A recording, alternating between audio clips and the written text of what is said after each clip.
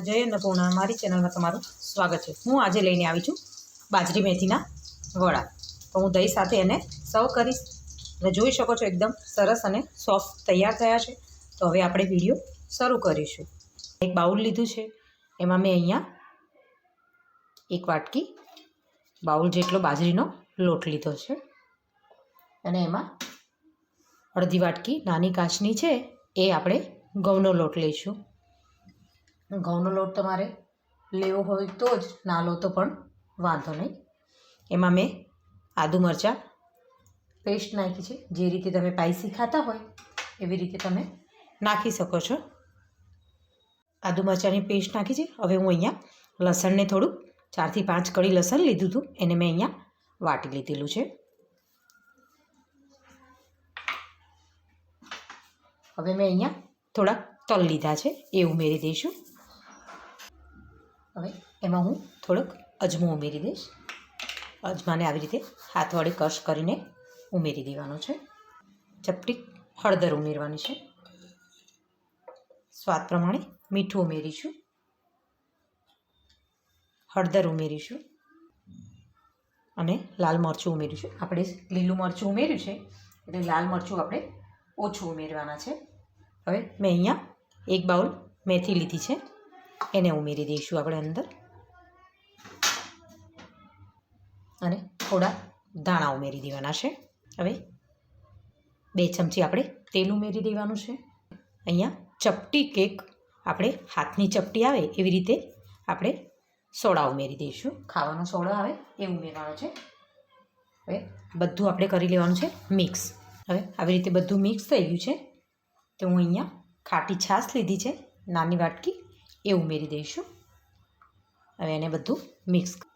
હવે આપણે થોડું થોડું પાણી ઉમેરતા જશું અને લોટને બાંધીને, આપણો લોટ સરસ બંધાઈ ગયો છે। આવી રીતે એકદમ સરસ લોટ તૈયાર થઈ ગયો છે। મેં 1 ગ્લાસ પાણી લીધું હતું તો અડધો ગ્લાસ પાણીનો ઉપયોગ થયો છે, કેમ કે આપણે છાશ પણ અંદર ઉમેરી હતી। જો હવે આને આપણે 10 મિનિટ માટે રેસ્ટ આપી દઈશું, પણ પહેલાં ઉપર થોડું તેલ ઉમેરી દઈશું અને એને 10 મિનિટ માટે આપણે મૂકી દેવાનો છે। એકદમ સરસ 10 મિનિટ થઈ ગઈ છે તો આપણો લોટ એકદમ સરસ સોફ્ટ થઈ ગયો છે। તો હવે આપણે એને મસળીને એકદમ મિક્સ કરી લઈશું। અહીંયા હું હાથમાં તેલ લગાવીને એને આવી રીતે આપણે ટિક્કી બનાવી દેવાના છે।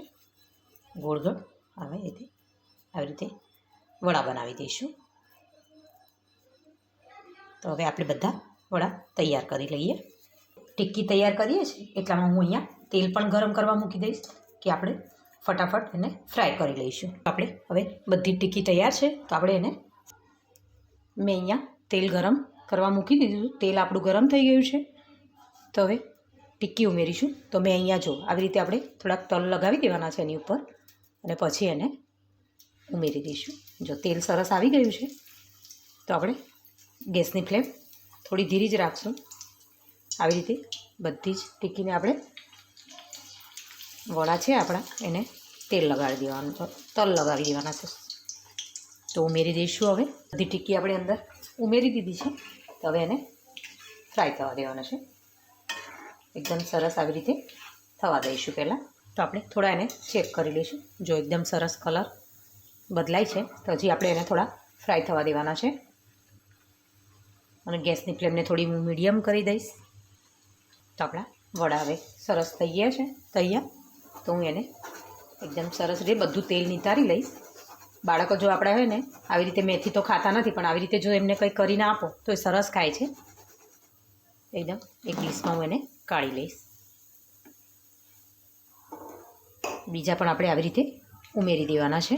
જોઈ લઈશું આપણે, જો આ બધા સરસ તૈયાર થઈ ગયા છે તો આપણે એને એક ડીશમાં સરસ કાઢી લઈશું। હવે તો આપણા મેથી બાજરીના વડા તૈયાર થઈ ગયા છે। શિયાળામાં ખૂબ ખાવાની મજા પડે છે।